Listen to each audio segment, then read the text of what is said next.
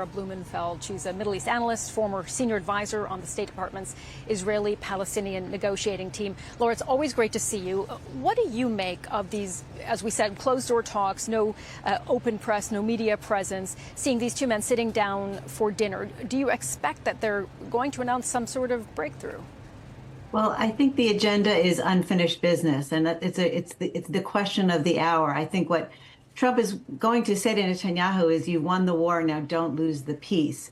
And what's fascinating is when you ask both sides what's on the agenda, what are your priorities, the Israelis will say number one, Iran, number two, Gaza. And the White House will put that exactly in reverse. They'll say number one, Gaza, number two, Iran.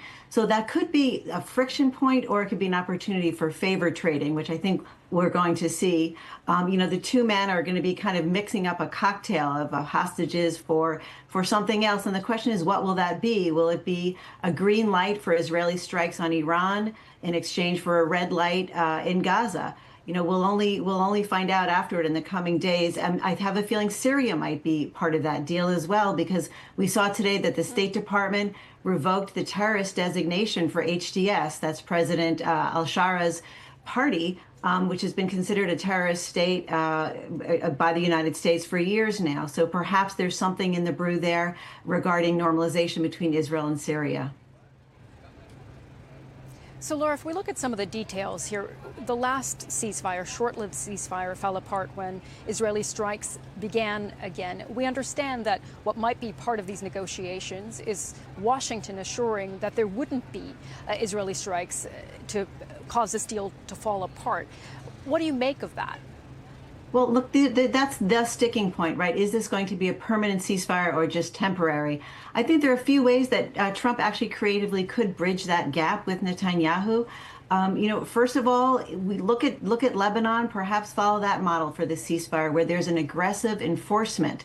So Netanyahu wouldn't necessarily have to give up the right to go in if he felt like his population was threatened, but it would be considered a permanent peace. The second thing is Netanyahu has said, and I say this in quotes, "Over my dead body will I agree to a ceasefire while Hamas is still standing." So I think Trump has a kind of authority both in the United States, but more importantly, perhaps for Netanyahu and his domestic political audience, to say to Netanyahu, "You have achieved absolute victory. You're there, man. It's time to sign the deal and move on toward prosperity," which, Netanyahu at one time, we kind of forgot it with his obsession with security, but he prided himself on the economy in Israel. And that's certainly Trump's commitment to Americans and America first.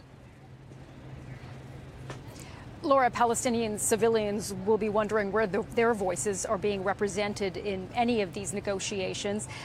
We know that the Gaza Humanitarian Fund, backed by both the U.S. and Israel, is highly controversial. We've seen hundreds of deaths near these aid sites. What do you think is going to be on the agenda in terms of getting aid at scale to Palestinian civilians in Gaza? A critical point, both for Biden when he was president and now Trump as well. So one of the objections, in fact, that Hamas put forward to the ceasefire as it was presented last week was that they wanted the humanitarian distribution of aid to go back to the UN. It seems like that's an area where Israel is willing to concede and compromise. So from what I'm hearing, that is a way that the Palestinian population's voices will be heard.